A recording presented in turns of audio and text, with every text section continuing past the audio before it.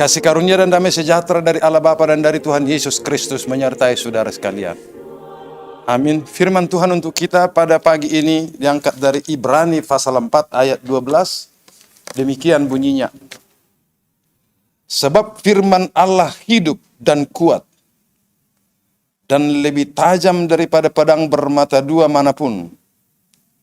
Ia menusuk amat dalam, sampai memisahkan jiwa dan roh, sendi-sendi dan sumsum. Ia sanggup membedakan pertimbangan dan pikiran hati kita. Saudaraku, pernahkah saudara mengalami kebimbangan dalam kehidupan ini, hingga saudara merasa tidak bisa mengambil keputusan langkah mana yang akan ditempuh? Terkadang itu bisa terjadi dalam hidup kita. Kita tidak tahu melakukan apa, karena kita ragu, kita bimbang, kita sangsi, boleh karena sulitnya problem yang kita hadapi, atau boleh juga karena pertimbangan-pertimbangan yang kita lakukan masing-masing punya resiko yang berat. Akhirnya kita tidak tahu lagi harus memutuskan apa. Kita bisa bimbang, kita bisa ragu, kita sangsi dalam kehidupan kita. Saudaraku, dengarlah, hari ini Tuhan mau membantu kita. Firman Tuhan itu sanggup membedakan pertimbangan dan pikiran hati kita. Firman Tuhan itu kuat dan tajam.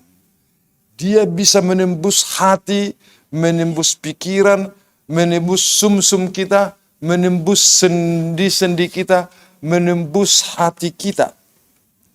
Bahkan dia bisa memisahkan jiwa dan roh kita. Itulah ketajaman firman Tuhan di luar nalar manusia. Karena itu saudaraku, manakala kita merasakan ada kesulitan bagi kita untuk mengatasi kebimbangan, untuk mengatasi keraguan, untuk mengatasi kesangsian, datanglah kepada Tuhan. Bergaullah dengan firman-Nya. Dengarlah firman-Nya.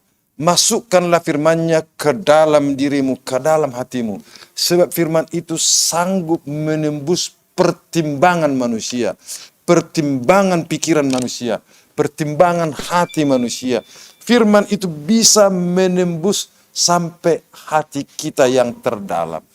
Oleh karena itulah ketika mendengar firman Tuhan, benar-benar buka diri. Relakan dirimu menjadi tempat firman itu bernaung. Tempat firman itu berkuasa. Sebab dia sangat tajam. Dia kuat. Dan dia hidup. Firman itu bukan firman yang mati. Tetapi firman itu adalah yang bekerja, bergerak dalam diri kita. Kalau Yesus berkata kepada kita, kasihilah sesamamu manusia seperti dirimu sendiri, izinkan firman itu masuk ke dalam dirimu. Kadang-kadang kita susah mempertimbangkan dalam diri kita. Apakah seseorang ini layak saya kasihi atau tidak? Saya kasihi dia, tetapi dia tetap menjauh dari saya. Saya kasihi dia, tetapi dia tetap membuat jalannya yang berbeda. Itu tidak gampang, saudara-saudara. Tetapi ketika firman itu masuk ke dalam pikiran, ke dalam hati kita, dia akan menolong kita untuk memastikan apa yang harus kita lakukan. Firman itu sanggup membedakan pertimbangan dan pikiran hati kita. Biarkan firman Tuhan itu berkuasa atas dirimu. Biarkan firman itu menjadi raja atas dirimu. Dan dengarlah firman Tuhan. Saudaraku, adakah firman Tuhan yang berdiam dalam dirimu? Biarlah engkau merenungkannya sendiri. Ada enggak firman yang berdiam di dalam dirimu? Mungkin ada aja firman yang kau remember, kau ingat. Kau ingat karena sering diucapkan. Yang menjadi pertanyaan mendasar ialah, ada enggak firman itu yang menyentuh ke dalam hatimu yang terdalam, yang kau pegang dengan kuat, yang kau pegang dengan kokoh. Bila itu terjadi, dia akan menolongmu untuk mengambil berbagai keputusan yang baik dalam hidupmu. Karena firman itu hidup, firman itu kuat, firman itu bekerja. Dia melakukan sesuatu yang baik dalam diri kita. Dan dia tidak akan kembali sebelum berbuah di dalam diri kita. Sebelum dari diri kita, buah bisa dinikmati oleh orang lain. Karena itu bergaullah dengan firman-Nya.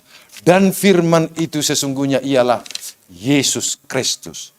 Dialah firman yang telah menjadi manusia. Maka dengarlah Yesus itu, terimalah dia, masukkanlah dia ke dalam hatimu, sebab dia akan menolongmu untuk memutuskan pertimbangan-pertimbangan yang benar di dalam pikiran dan hatimu.